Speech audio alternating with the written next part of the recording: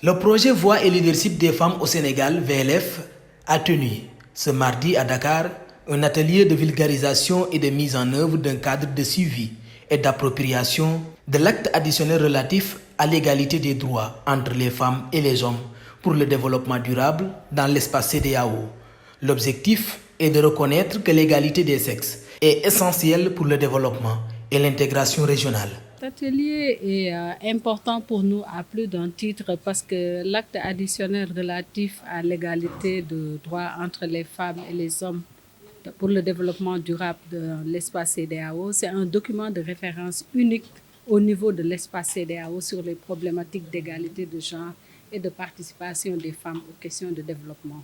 Déjà avant 2015, sous le label de Uniterra, avait mobilisé l'ensemble des acteurs de la société civile pour venir travailler aux côtés du CCDG, du Centre de la CEDEAO pour le développement du genre, pour l'élaboration de ce document qui a été d'abord proposé aux experts en charge du genre des 15 États membres de la CEDEAO, ensuite aux ministres en charge du genre des 15 États membres avant d'être soumis à l'adoption des chefs d'État en République du Ghana en 2015.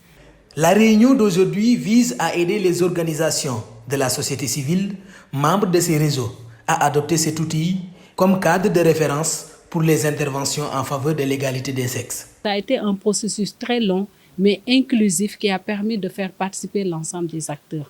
Et aujourd'hui, nous sommes réunis pour voir comment, dans le cadre du projet VLF, Voix et leadership des femmes, comment faire en sorte que les différentes organisations de la société civile qui sont membres de ces réseaux puissent s'approprier cet outil qui doit être le cadre de référence de toute intervention en matière d'égalité de genre. Nous en faisons une lecture assez simple, c'est-à-dire que nous ne pouvons pas développer nos pays et également vouloir réussir l'intégration régionale si nous laissons de côté près de 52 à 53% de nos populations qui sont les femmes.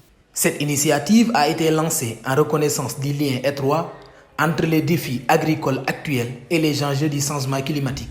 Cette approche, axée sur la transition vers des emplois respectueux de l'environnement, vise à éviter que les femmes soient exclues des projets de développement, démontrant ainsi l'importance de l'agriculture dans cette démarche. Pourquoi nous l'avons fait? Parce que nous savons que les problématiques de l'agriculture aujourd'hui dépendent fortement des questions de changement climatique. Et nous savons que la plupart des femmes s'activent dans le secteur de l'agriculture. Donc, comment pouvons-nous aujourd'hui réfléchir à des schémas qui permettront aux femmes de pouvoir rester dans le dispositif, en tout cas dans le dispositif de l'agriculture, mais également faire prendre en compte les nouvelles réalités en allant vers des métiers verts. C'est ce que nous avons appelé la transition vers les métiers verts. Comment pouvons-nous former les femmes aujourd'hui pour qu'elles soient suffisamment outillées pour pouvoir justement aller à l'assaut de ces métiers verts pour qu'elles ne soient pas encore une fois laissées en rade dans les projets de développement. Donc c'est pour dire que l'agriculture nous tient à cœur également. L'accent est mis sur la lutte contre la pauvreté, en particulier en ce qui concerne les femmes et les enfants, ainsi que sur la résolution des problèmes tels que la mobilité non accompagnée des enfants, la mendicité, la vulnérabilité et les violences basées sur le genre, car l'intégration renforce la pauvreté et peut entraver l'intégration régionale. Prévu par les dispositions même de la CEDEAO en tant que telle, ce sont des mesures de sanction quand il y a quand un État ne se soumet pas à des dispositions. Et nous avons tout un document autour de cela qui permet aujourd'hui d'amener, en tout cas d'inviter encore une fois les États à nous appuyer dans la mise en œuvre de l'acte additionnel parce qu'il y va également du succès de nos programmes régionaux. L'idée pour nous, ce n'est pas d'aller vers la sanction, mais c'est plutôt de faire en sorte que tout le monde adhère à ce projet. Et je pense que c'est en tout cas pour nous l'aspect le plus important de ce que nous voulons faire avec les États.